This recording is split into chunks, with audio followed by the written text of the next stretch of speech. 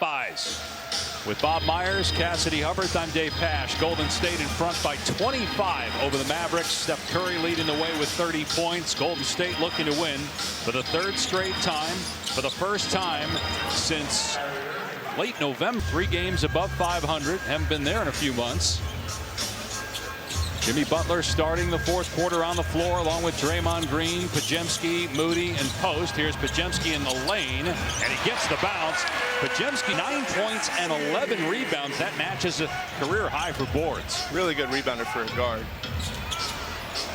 Irving's threes rounded out. Irving deep, 15 points. Yeah, without the 5 position just being so naked for the Mavericks, Irving, he's just going to, not just today, Dave, but the rest of the stretch until they get somebody back. It's just a lot of weight on him, Max Christie, Klay Thompson, PJ Washington, to just do it in a very difficult environment without any help from any big guys. Somehow Butler's pass got... AD's missing his 5th consecutive game, not due back anytime soon. Daniel Gafford, Derek Lively, Dwight Powell, the other 3 bigs are still out for the Mavericks, and they play the Lakers in LA on Tuesday. First time since the trade. Doncic will be available. Played great for the Lakers last night. By far his best game, 35 points. As this Western Conference, you're looking at 2 teams right here that are at 8th and 9th currently, and you say, well, where are these teams going to end up? And Butler gives the Warriors this huge lift, which we're already seeing. Good chance they end up here at 4-1. Dallas in a playoff series with Anthony Davis. This game's look 25 points, 10 minutes to go. Can you say who's going to definitely win that series, right? And you watch this game, you go, the Warriors are going to kill that. Well, you know, much different game when Dallas has probably one of the best, you know, when Anthony Davis is on, he's one of the best 10 two-way players in the league. And then you look at all these other teams like Houston and Memphis and the Lakers and the Clippers and all these other things that are jumbled up. They're going to settle. It's fascinating. I have Denver and OKC a little bit above. It's not to say they couldn't get knocked out somewhere. Right now, Memphis is 2nd in the West. A game up on Denver in the loss column after that Denver loss last night. Here's Prosper. 3-pointer is good. Houston in 5th. Clippers trying to hang on to that 6th spot. They've surprised some people this year, as well as they've played most of the season without Kawhi Leonard. On the back down points. He's averaging 20 in a handful of games as a Warrior.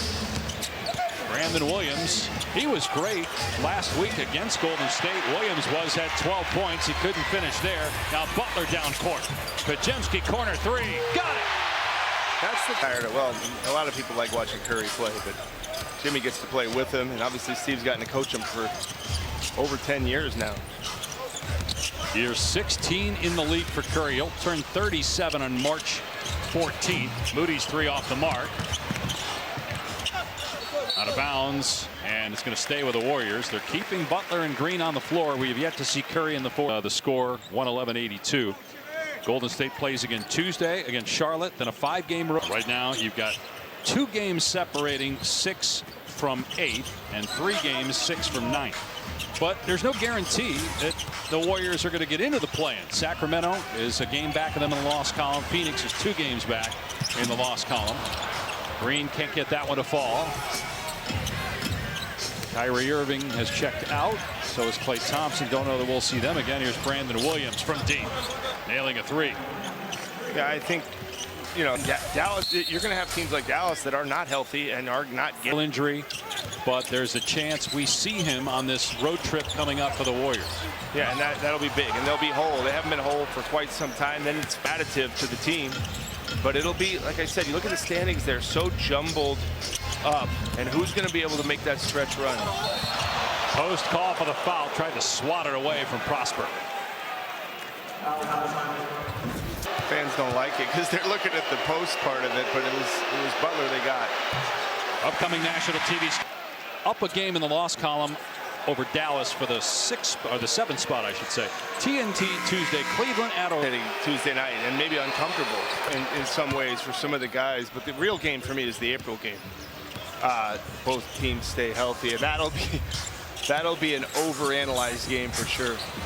3-pointer from Podziemski. 17 points, playing his best basketball of the season right now. He had a great rookie year, struggled a little bit. We were here a month or so ago. He was missing bad.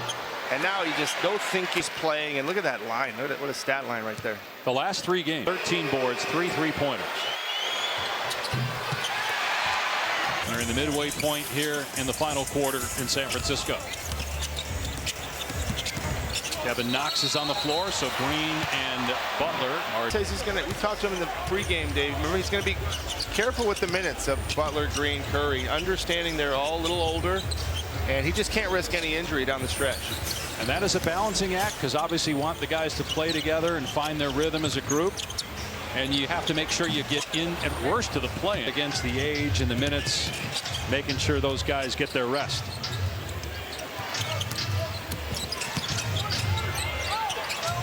Prosper won't fall. And Kevin Knox tips it to Collins. Now Knox on the other end. Spencer. No good on the 3. Hardy fouled by Collins. We've seen drastic improvement from Curry, Podziemski, and Green with Butler in just a short amount of time. We got a timeout, 5:19 left. Warriors on their way to win number 30 on the year. Important was he to the Warriors? More important than people think. You know, and I don't know how people's opinion of Andre, but we're back to the playoffs as the #1 seed. And we hadn't done much in the playoffs. Furthest had been the second round, and he was not even on that team. We'd lost to the Clippers the year before in the first round. But his leadership, that deal done. But when he came, he really had this kind of poise in a MVP. Was such a great story, because that's the year Steve Kerr asked Andre to come off the bench. And Andre deserved it. It allowed Steve to coach the team.